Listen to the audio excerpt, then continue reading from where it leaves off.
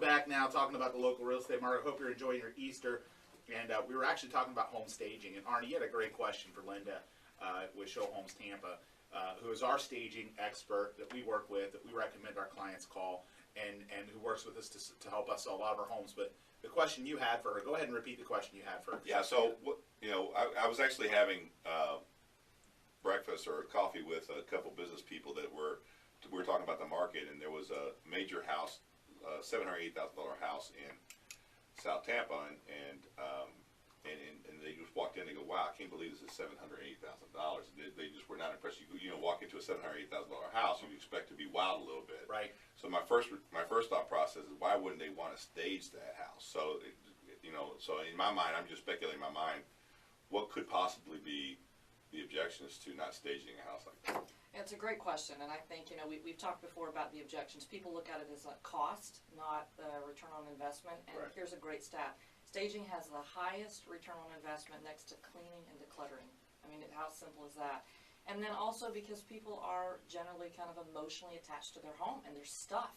Yeah, So that's a big one. They don't see what we see. And this is, I mean, interesting. We always joked on the show about the NASCAR collection Yes. and the Christmas dolls and Yes. the cabinets full of the dolls that look Yes. like the scary ones Yes. from movies. Yes. And literally, I walked into some of them where they have like a whole cabinet full of dolls, and literally, it's like I feel like I'm on the set for Annabelle.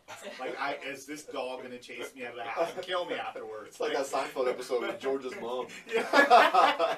So we see that. we see it a lot, and they don't realize. So I had a client a couple years ago say that, oh yeah, we understand the staging, we got this, and I'm like, okay, well, we have a staging, here they are, and they chose to do it themselves, and I remember walking over to the home to see it after their, kind of a reveal, so to speak, after they get it ready, and they ended up working with another staging company, and they had in their living area, they decided to add a 6 foot tall mannequin of Rocky Balboa. From the Rocky movies, like with the shorts and everything. They thought that was smart. They thought that was a great staging idea. Now look, if you're going to get somebody from Philly to buy the house, okay. But it was like, and it was supposed to be like a man cave type room, but it just didn't fit. It's like, what's Rocky doing here? Like, this is Adrian! Where's Adrian? They had it, I know, they had it out in the garage, and it was like a collectible item, so the stager decided to use it, put it in that room, and I was just like, look, if I take a picture of this room, no one's going to notice the room. They're going to look at Rocky. Like, do you want them to notice the room, or do you want them to buy your Rocky statue? Awesome. Folks, hire a professional, good stager.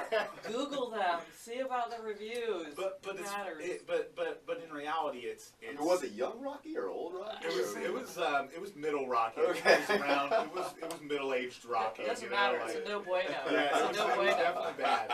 But it's funny because I think people naturally do think that they can do it, and they're attached to their stuff. They think Yes. other people are going to like their stuff. No one gives a crap about your stuff. They're not buying your stuff.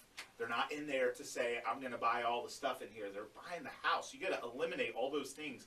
Things like that, they're actually going to cause them to pay attention to those things instead of the house. Right. It's the same thing like if somebody's a big Yankees fan, and they've got the great big Yankees mural with Jeter autographs and all the Yankee stuff. It's kind of cool. I'd sit there and look at it, talk to it about them for 20 minutes. But guess what I'm not doing?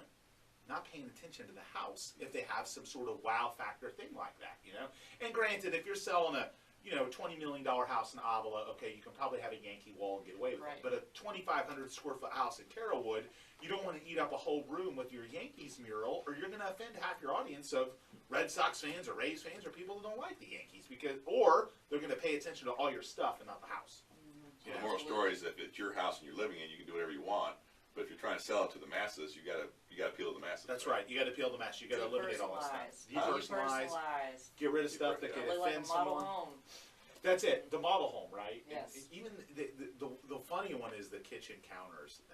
It seems like even when we get somebody that does grasp some concept of staging, the house will look great, but then they'll have so much stuff on the kitchen counters, like just buckets of candy and coffee pots and.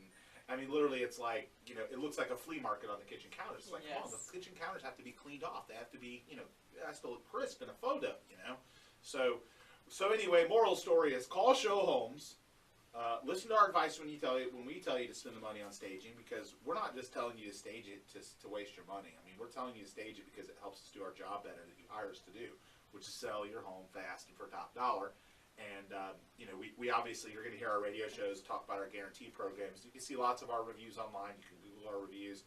You can also see hundreds of video testimonials from our clients who talk about how we sell their home fast and for top dollar. And part of that reason is because we really do encourage, home staging. So we're going to continue this conversation. We're going to be back after a break. We're going to continue talking about mortgages with David and Arnie Diaz, and staging with Linda Savidra from Show Homes after a quick break here on the Duncan Duo Show.